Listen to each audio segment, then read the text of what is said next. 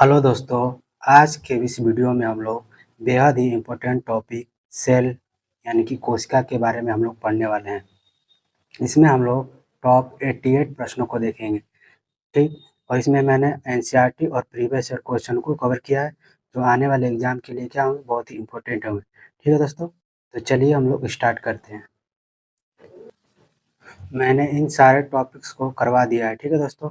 अगर ये आप देखना चाहते हैं इस टॉपिक को, मैं लिंक डिस्क्रिप्शन में दे दूंगा, जाके वहाँ से आप लोग देख सकते हैं। और इन सब की पीडीएफ चाहिए तो मैं टेलीग्राम पर मिल जाएगी, ठीक है दोस्तों। जैसे है हम लोग का पहला क्वेश्चन, एक कोशिकीय जीवों यानी कि यूनिसेलुलर ऑर्गेनिज्म के संदर्भ में सही कथन चुनिए। तो हम लोग को सही कथन बताना है इनमें से, ठीक। तो हम लोग का पहला का आंसर क्या हो जाएगा? पहला का आंसर हो जाएगा सी, यानी कि एक कोशिकीय जीव श्वास लेते हैं और जनन करते हैं। तो एक कोशिकीय जीव होते हैं, कौन क्या होते हैं? वो एक श्वास लेते हैं और जनन करते हैं, ठीक है दोस्तों। तो ये हम लोग का सही है। तो पहला का आंसर हो जाएगा हम लोग का डी, ठीक। और ये हम लोग देख लेते हैं, जैसे हम लोग का संसार की सबसे छोटी कोशिका कौन होती है? हम लोग की माइकोप्लाज्मा होती है।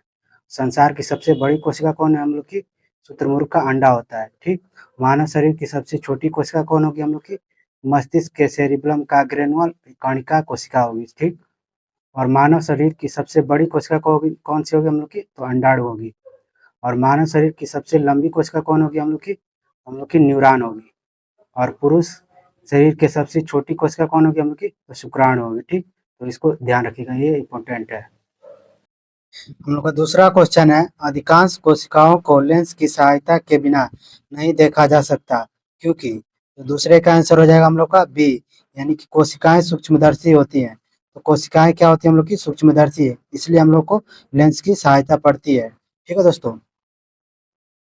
तीसरा नंबर क्वेश्चन है, निम्नलिखित में से कौन सा शब्द केंद्रक का भाग नहीं है? तो हम लोग को बताना है केंद्रक का कौन सा भाग नहीं है हम लोग को। तो तीसरे का आंसर हो जाएगा हम लोग का ए, यानी कि राइबोसोम क्या होता है? केंद्रक का भाग नहीं होता है। चौथा क्वेश्चन है, कोशिकाओं के विभिन्न घटकों के लिए उपयुक्त शब्द है। तो कोशिकाओं के लिए विभिन्न घटकों के लिए एक उपयुक्त शब्द कौन सा हम लोग का? तो चौथे का आंसर हो जाएगा हम लोग का बी, यानी कि कोशिका अंगक के रूप में हम लोग को कहते हैं, ठीक। कोशिकाओं के विभिन्न घटकों के लिए एक शब्द क्या हम लोग का? कोशिका अंगक है।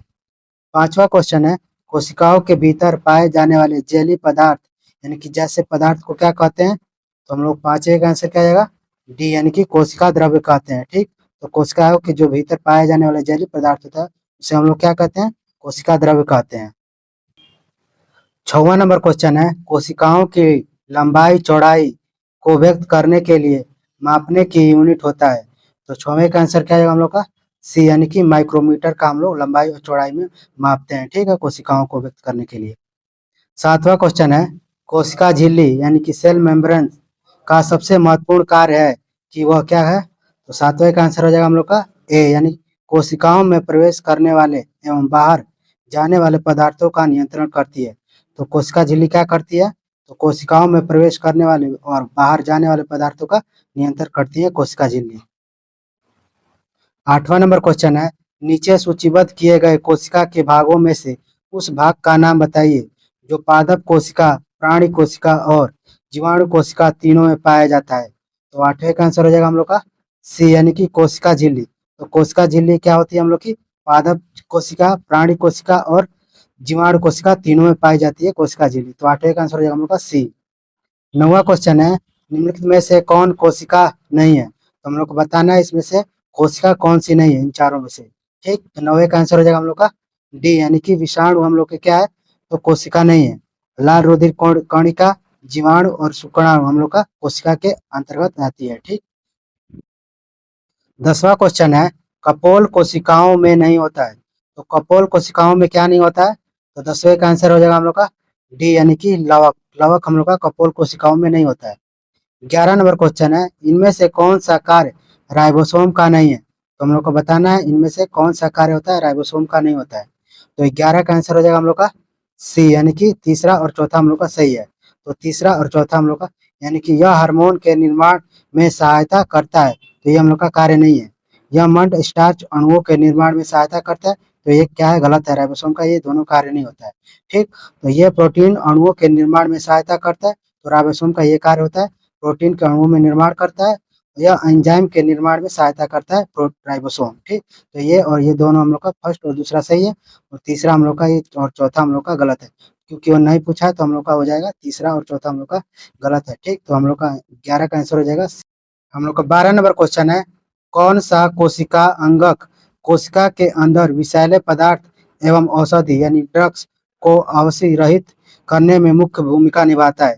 तो 12 का आंसर हो जाएगा हम लोग का सी, यानी कि चिकनी अंतर्द्रव चालिका क्या करती है हम लोग की विषैले पदार्थ एवं औषधि को क्या करती है, औषधि रहित मतलब आविष रहित मतलब बनाने की मुख्य भूमिका निभाता है, तो हम लोग का अंतर्द्रव्य जालिका ये करता है। ठीक, तो 12 का आंसर हो जाएगा हम लोग का सी। 13 नंबर क्वेश्चन है, कोशिका झिल्ली निर्माण के लिए आवश्यक प्रोटीनों एवं लिपिड का उत्पादन निम्नलिखित द्वारा किया जाता है? तो 13 का आंसर हो जाएगा हम लोग का ए, यानी कि रुक्ष अंतर्द्रव्य जालिका होती है हम लोग की। ठीक, 14 नंबर क्वेश्चन है, कोशिका अंगक जो सरल शर्करा को जटिल शर्करा में बदलने में शामिल है? तो 14 का आंसर क्या आएगा हम लोग का डी, यानी कि गाल्जी उपकरण क्या करता है हम लोग का कोशिका अंग जो सरल शर्करा को जटिल शर्करा में बदलने का कार्य कौन करता है? तो गाल्जी उपकरण करता है। 15 नंबर क्वेश्चन है, सिल्वर नाइट्रेट का घोल किसी एक के अध्ययन में इस्तेमाल होता है? तो 15 का आंसर हो जाएगा हम लोग का बी, यानी कि गाल्जी उपकरण। तो गाल्जी उपकरण को हम लोग क्या करता है, तो सिल्वर नाइट्रेट का घोल किसी एक के अध्ययन में इस्तेमाल किया जाता है, तो गाल्जी उपकरण में इस्तेमाल किया जाता है। ठीक, सिल्वर नाइट्रेट का। 16 नंबर क्वेश्चन है, प्राकार्योटिक यानी कि प्राकेंद्री कोशिका में दिखने वाला एकमात्र कोशिका अंगक है? तो 16 का आंसर हो जाएगा हम लोग का बी, यानी कि राइबोसोम है। कोशिका में दिखने वाला एकमात्र कोशिका अंगक कौन सा हम लोग का? तो राइबोसोम है। वो किस में दिखता है? तो प्राकार्योटिक कोशिका में सिर्फ। 17 नंबर क्वेश्चन है, वह अंगक जिसमें कोशिका भित्ति नहीं होती है? तो वो बताना हम लोग को कोशिका भित्ति जिसमें क्या होती है हम लोग की अंगक नहीं होता है। ठीक, तो 17 का आंसर क्या है हम लोग का ए, यानी कि राइबोसोम होता है। राइबोसोम वो अंगक है जिसमें कोशिका भित्ति नहीं पाई जाती है हम लोग की। 18 नंबर क्वेश्चन है, निम्नलिखित में से किसके चारों ओर एकल झिल्ली का आवरण होता है? तो बताना है हम लोग को किसके चारों ओर एकल झिल्ली का निर्माण यानी कि आवरण होता है? तो 8वें का 18 का आंसर हो जाएगा हम लोग का बी, यानी कि रसधानी होती है हम लोग को जो चारों ओर एकल झिल्ली का आवरण होता है हम लोग का रसधानी में। 19 नंबर क्वेश्चन है, निम्नलिखित चित्र में दिखाई गई कोशिका पादप में कहाँ पाई जाती है? तो हम लोग को जो ये दिखाया गया है चित्र में, ये पादप कोशिका कहाँ पाई जाती है हम लोग को बताना है। ठीक, तो उन्हें इसका आंसर क्या है हम लोग का डी, यानी कि यह जड़ में पाई जाती है कोशिका हम लोग की जो दिखाई गई फिगर में। हम लोग का 20 नंबर क्वेश्चन है, कोशिका झिल्ली निर्माण के लिए आवश्यक प्रोटीनों एवं लिपिड का उत्पादन निम्नलिखित द्वारा किया जाता है? तो प्रोटीन एवं लिपिड का उत्पादन किसके द्वारा किया जाता है? तो 20 का आंसर हो जाएगा हम लोग का ए, यानी कि रुक्ष अंतर्द्रव्य जालिका द्वारा किया जाता है। 21 नंबर क्वेश्चन है, प्रोकैरियोटिक का अपरिभाषित केंद्रक क्षेत्र कहलाता है? तो 21 का आंसर हो जाएगा डी, यानी कि केंद्रकाव कहलाता है हम लोग का प्रोकैरियोटिक का अपरिभाषित केंद्रक हम लोग का केंद्रकाव कहलाता है। 22 नंबर क्वेश्चन है, सिल्वर नाइट्रेट का घोल किसी एक के अध्ययन में इस्तेमाल होता है?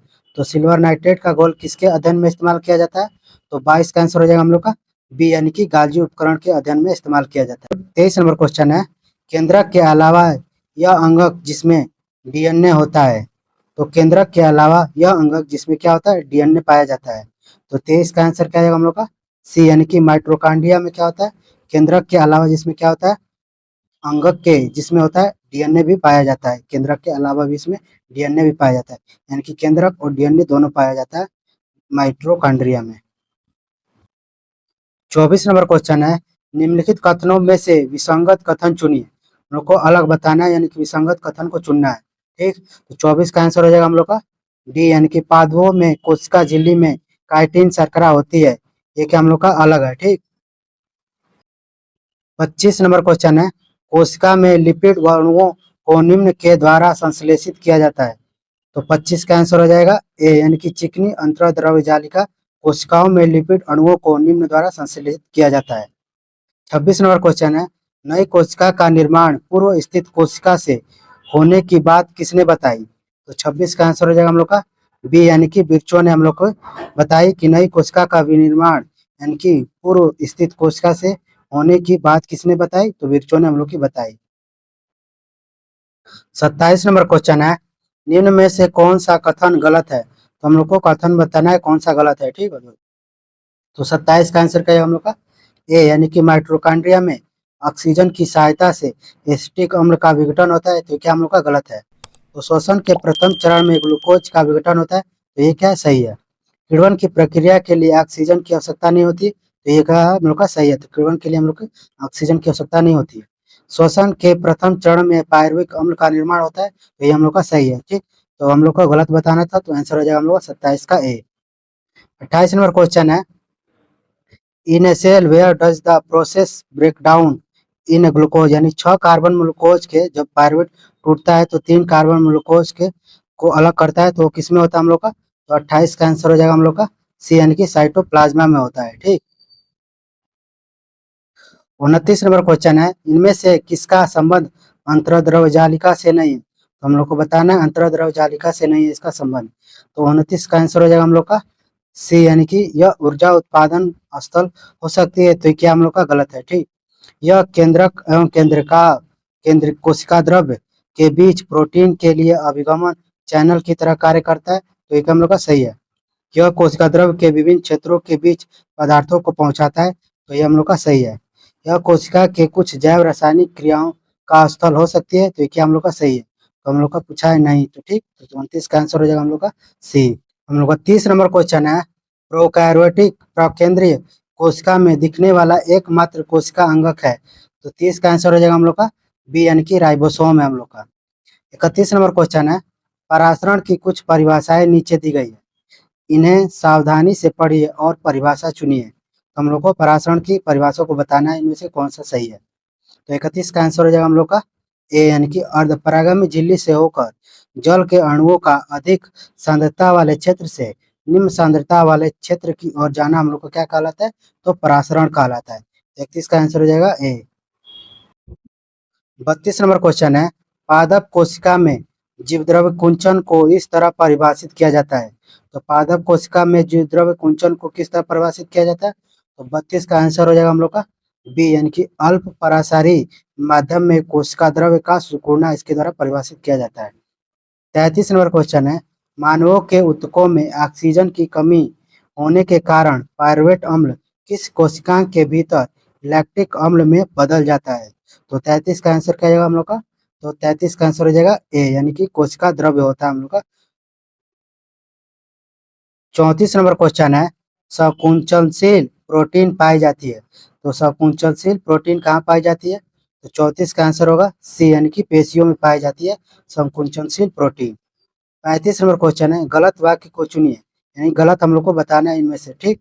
तो 35 का आंसर क्या होगा हम लोग का डी, यानी कि मोनेरा जगत के जीवों में सुस्पष्ट केंद्रक होता है, तो ये क्या हम लोग का गलत है।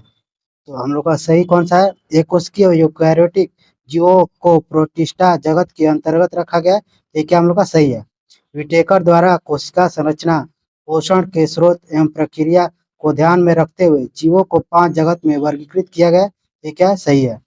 मोनेरा जगत में प्रोटिस्टा जगत दोनों स्वपोषी अथवा विषमपोषी हो सकते हैं, तो क्या सही है। तो हम लोग को गलत बताना था, ठीक। तो हम लोग का 35 का आंसर हो जाएगा डी। 36 नंबर क्वेश्चन है, किसी जीव के विशेषक पर किसका प्रभाव डालता है, तो 36 का आंसर हो जाएगा हम लोग का सी, यानी कि मातृक और पैतृक दोनों के डीएनए पर, यानी कि माता और पिता के दोनों के डीएनए पर किसी जीव जीन के विशेषक पर प्रभाव पड़ता है। 37 नंबर क्वेश्चन है, किसी कोशिका में मौजूद सबसे बड़ा कोशिकांग कौन सा है, तो 37 का आंसर हो जाएगा ए, यानी कि अंतःप्रदेव जालिका। तो सबसे बड़ा कोशिकांग कौन सा हम लोग का है, तो अंतःप्रदेव जालिका हम लोग का, ठीक।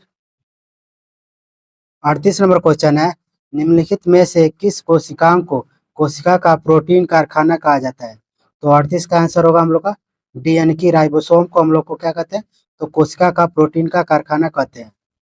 39 नंबर क्वेश्चन है, निम्नलिखित में से अर्धसूत्रण के लिए कौन सा कथन सत्य नहीं है, तो हम लोग को सत्य नहीं है बताना है, ठीक। तो 39 का आंसर हो जाएगा हम लोग का बी, यानी कि अर्धसूत्रण के परिणाम स्वरूप परिणामी कोषों में गुणसूत्रों की संख्या दोगुनी हो जाती है, तो ये क्या हम लोग का गलत है। अर्धसूत्रण 2 चरणों में होता है, ये क्या है सही है। अर्धसूत्रण के दौरान जनक कोषों के जीन परिणामी कोषों में मिश्रित हो जाते हैं, तो क्या सही है। जनन ग्रंथि में अर्धसूत्रण युग्मक के उत्पादन के लिए होता है। तो ये क्या है, सही है। ठीक, तो हम लोग को गलत यानी कि सत्य नहीं बताना था, हम लोग कौन सा नहीं होगा, तो 39 का आंसर हो जाएगा हम लोग का बी। हम लोग का 40 नंबर क्वेश्चन है, किस कोशिकांग ऑर्गेनल को कोशिका का मास्टर कहा जाता है। तो कोशिका का मास्टर किसे कहा जाता है हम लोग का, तो 40 का आंसर हो जाएगा हम लोग का डी, यानी कि नाभिक। नाभिक को हम लोग क्या कहते हैं, कोशिका का मास्टर कहा जाता है। 41 नंबर क्वेश्चन है, निम्नलिखित में से कौन सा एक कोशिका में अधिक मात्रा में पाया जाने वाला अणु है। तो एक कोशिका में अधिक मात्रा में पाया जाने वाला अणु कौन सा है, तो 41 का आंसर होगा ए, यानी कि जल क्या हम लोग का कोशिका में अधिक मात्रा में पाया जाने वाला अणु है। 42 नंबर क्वेश्चन है, निम्नलिखित में से कौन सा कथन सही है। तो हम लोग को कौन सा कथन सही है इसमें से बताना है। तो 42 का आंसर हो जाएगा हम लोग का सी, यानी कि विषाणु सम एकल तंतु आरएनए अणु से बने होते हैं। तो विषाणु क्या होता है, तो सम एकल तंतु आरएनए अणु से बने होते हैं, ये क्या हम लोग का सही है। ठीक, तो 42 का आंसर हो जाएगा सी। 43 नंबर क्वेश्चन है, शरीर में लगी चोट की मरम्मत के लिए किस प्रकार के सेल विभाजन का प्रयोग किया जाता है। तो शरीर में जब चोट लगती है तो उसके सेल के विभाजन के लिए किसका प्रयोग करते हैं हम लोग, तो 43 का आंसर हो जाएगा ए, यानी कि केवल समसूत्रण का विभाजन का लिए प्रयोग किया जाता है। 44 नंबर क्वेश्चन है, साधारण मानव में गुणसूत्र होते हैं। तो साधारण मानव में गुणसूत्र कितने होते हैं, तो 44 का आंसर होगा हम लोग का बी, यानी कि 46 गुणसूत्र होते हैं। 45 नंबर क्वेश्चन है, जीवों में अत्यधिक विविधता का कारण है। तो जीवों में अधिक विविधता का कारण क्या है हम लोग का, तो 45 का आंसर होगा सी, यानी कि उत्परिवर्तन हम लोग का जीवों में विविधता का कारण है। 46 नंबर क्वेश्चन है, निम्न में से किसमें लिंग गुणसूत्र नहीं होते हैं। तो किसमें लिंग गुणसूत्र नहीं होते हैं, तो 46 का आंसर होगा डी, यानी कि छिपकली में लिंग गुणसूत्र नहीं होते हैं। 47 नंबर क्वेश्चन है, जंतु कोशिका में निम्न में से क्या अनुपस्थित होता है।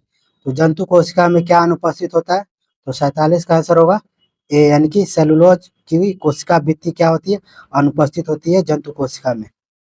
48 नंबर क्वेश्चन है, पौधों में पाया जाने वाला नीला, बैंगनी या लाल फ्लोनाइड वर्णक किसकी उपस्थिति के कारण होता है। तो 48 का आंसर होगा बी, यानी कि एंथोसाइनिन के कारण ऐसा होता है। 49 नंबर क्वेश्चन है, प्लाज्मा झिल्ली बनी होती है। तो प्लाज्मा झिल्ली हम लोग की किसकी बनी होती है, तो 49 का होगा हम लोग का डी, यानी कि ए और बी दोनों, यानी कि प्रोटीन और लिपिड दोनों से बनी होती है हम लोग की प्लाज्मा झिल्ली। 50 नंबर क्वेश्चन है, प्रकमित कोशिका मृत्यु के कोशिकीय और आणविक नियंत्रण को कहते हैं। तो 50 का आंसर होगा ए, यानी कि एपाटोसिस। 51 नंबर क्वेश्चन है, कोशिका शब्द का प्रयोग सर्वप्रथम किसने किया। तो कोशिका शब्द का सर्वप्रथम प्रयोग किसने किया, तो 51 का हो जाएगा हम लोग का आंसर सी, यानी कि रॉबर्ट हुक ने सर्वप्रथम कोशिका शब्द का प्रयोग किया। 52 नंबर क्वेश्चन है, जीवद्रव्य के सूखे भाग में पाए जाने वाले सर्वाधिक तत्व कौन से हैं। तो 52 का आंसर हो जाएगा सी, यानी कि प्रोटीन। यानी कि जीवद्रव्य में सूखे भाग में पाए जाने वाला सर्वाधिक तत्व कौन सा है, तो प्रोटीन है। 53 नंबर क्वेश्चन है, तारक की खोज किसने की थी। तो हम लोग को बताना है तारक की खोज किसने की, तो 53 का आंसर होगा बी, यानी कि बोवेरी ने की थी हम लोग की तारक की खोज। 54 नंबर क्वेश्चन है, सर्वप्रथम जंतु कोशिका में राइबोसोम को किसने देखा था। यानी कि जंतु कोशिका में राइबोसोम को सर्वप्रथम किसने देखा, तो 54 का आंसर हो जाएगा हम लोग का सी, यानी कि जी पैलेडे ने सर्वप्रथम जंतु कोशिका में राइबोसोम को देखा था। 55 नंबर क्वेश्चन है, मैनेजर ऑफ ट्रैफिक सिग्नल किसे कहते हैं। तो मैनेजर ऑफ ट्रैफिक सिग्नल किसे कहते हैं, 55 का आंसर होगा सी, यानी कि गॉल्जी काय को हम लोग क्या कहते हैं, तो मैनेजर ऑफ ट्रैफिक सेल कहते हैं। ठीक, सिग्नल कहते हैं, यानी कि 55 का आंसर हो जाएगा सी। 56 नंबर क्वेश्चन है, अंतःप्रद्रव्य जालिका की खोज किसने की थी। तो अंतःप्रद्रव्य जालिका की खोज किसने की, तो 56 का आंसर होगा हम लोग का बी, यानी कि के आर पोर्टर ने हम लोग की अंतःप्रद्रव्य जालिका की खोज की थी। 57 नंबर क्वेश्चन है, कोशिका का ऊर्जाग्रह कहे जाने वाले माइटोकॉन्ड्रिया का सर्वप्रथम किसने दिया। तो 57 का आंसर हो जाएगा सी, यानी कि सी बेंडा ने। तो कोशिका का ऊर्जाग्रह कहे जाने वाले माइटोकॉन्ड्रिया का नाम सर्वप्रथम किसने दिया, तो सी बेंडा ने दिया था नाम सर्वप्रथम। 58 नंबर क्वेश्चन है, समसूत्री विभाजन किसमें होता है।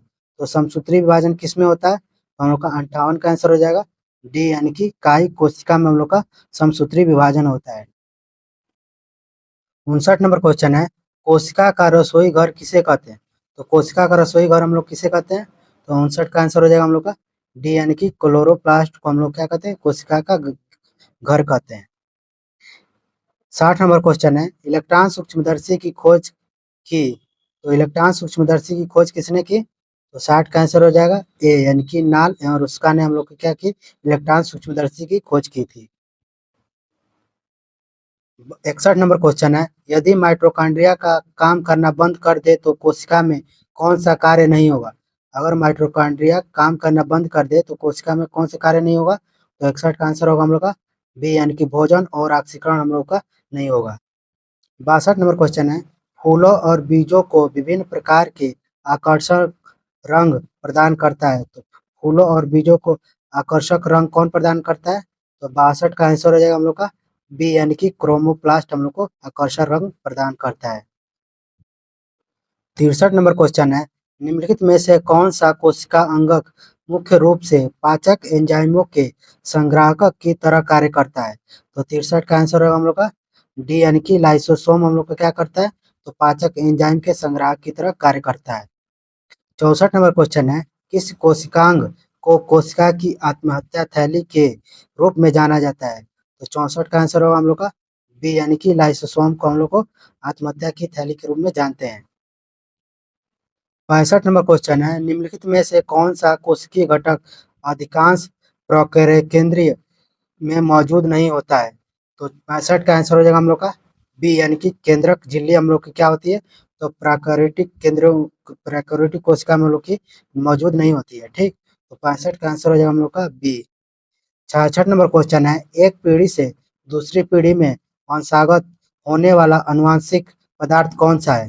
तो 66 का आंसर हो जाएगा हम लोग का ए, यानी कि डीएनए होता है हम लोग का। एक पीढ़ी से दूसरे पीढ़ी में वंशानुगत हम लोग का पदार्थ होता है, वो डीएनए होता है।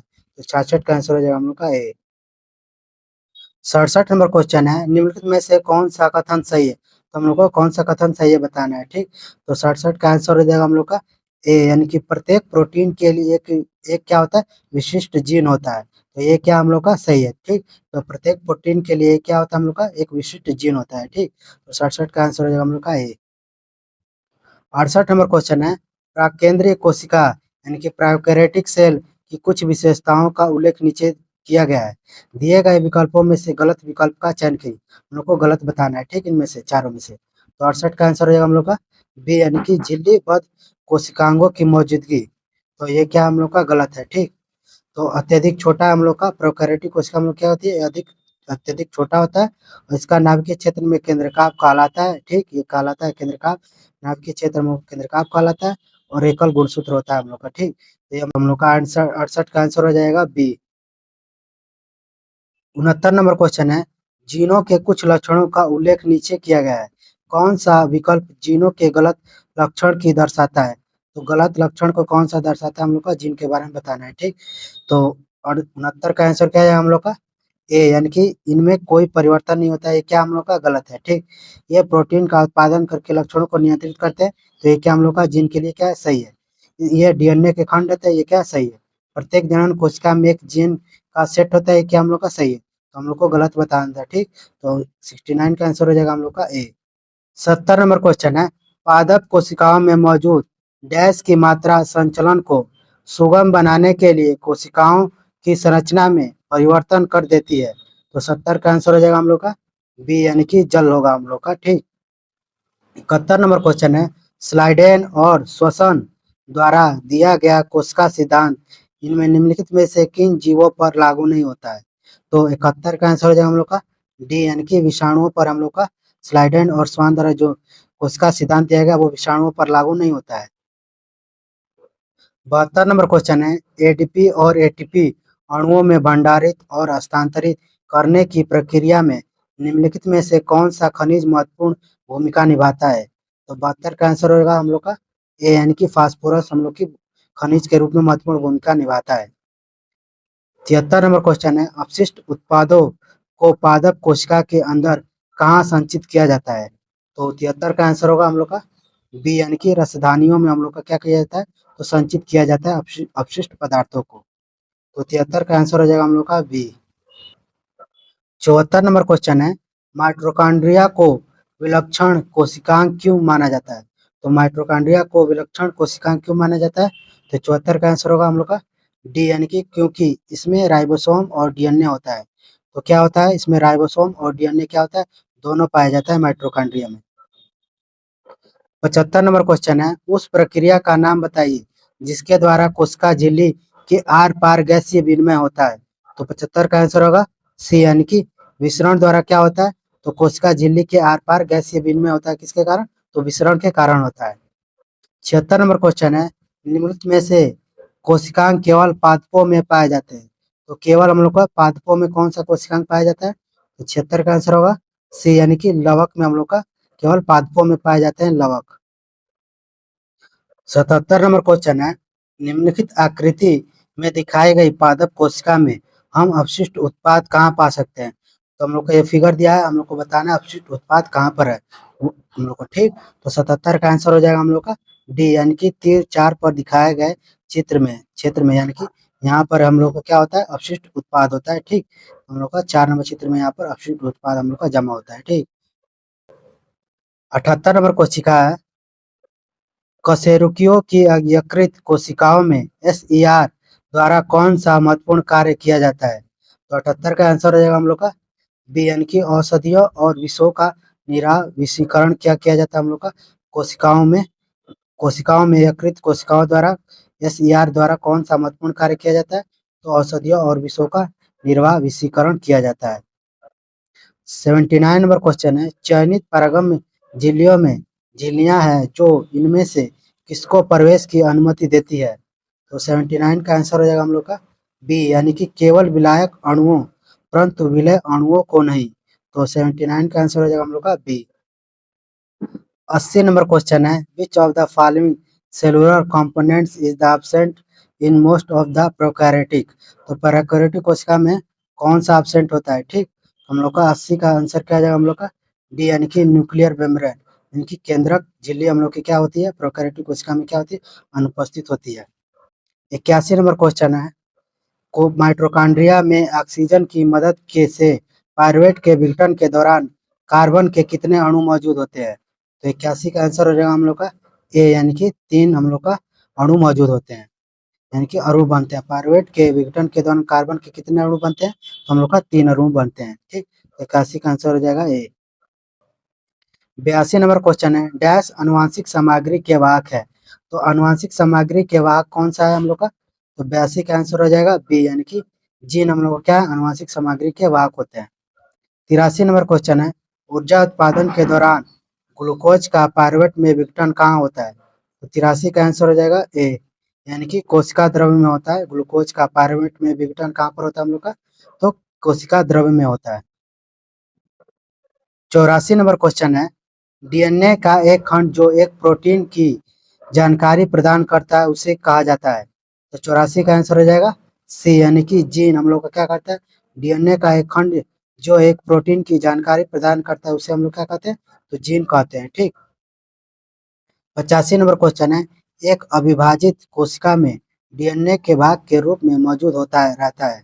तो 85 का आंसर होगा डी, यानी कि क्रोमेटिन पदार्थ क्या होता है, डीएनए क्रोमेटिन के भाग के रूप में मौजूद रहता है। 86 नंबर क्वेश्चन है, कोशिका के केंद्रक के अतिरिक्त निम्न में से किन दो कोशिकांगों के अपने डीएनए और राइबोसोम होते हैं? तो 86 का आंसर हो जाएगा हम लोग का ए, यानी कि लवक और माइटोकॉन्ड्रिया में क्या होता है, तो डीएनए और राइबोसोम यानी कि अलग अलग होते हैं, ठीक। यानी कि तो हम लोग का डीएनए और राइबोसोम क्या होता है, अलग अलग होता है। तो हम लोग का 86 का आंसर हो जाएगा ए। 87 नंबर क्वेश्चन है, अपने जल में रियो की पत्ती की एक अस्थायी स्लाइड तैयार की है। जब आप स्लाइड पर चीनी का प्रबल विलयन डालते हैं तो उसमें क्या परिवर्तन दिखाई देगा? तो 87 का आंसर होगा हम लोग का बी, यानी कि कोशिकाएं जल का उत्सर्जन करेगी जिसकी वजह से कोशिका के अंदर मौजूद सामग्री सिकुड़न कोशिका भित्ति से दूर हो जाएगी। तो 87 का आंसर हो जाएगा बी। 88 नंबर क्वेश्चन है, निम्नलिखित में से कौन सा जानवरों में मौजूद नहीं है जबकि पौधों में है? तो हम लोग का 88 का आंसर हो जाएगा डी, यानी कि स्टार्च क्या हम लोग का जानवरों में मौजूद नहीं होता है, यह केवल पेड़ पौधों में मौजूद होता है स्टार्च, ठीक। थैंक यू दोस्तों, अगर वीडियो अच्छी लगे तो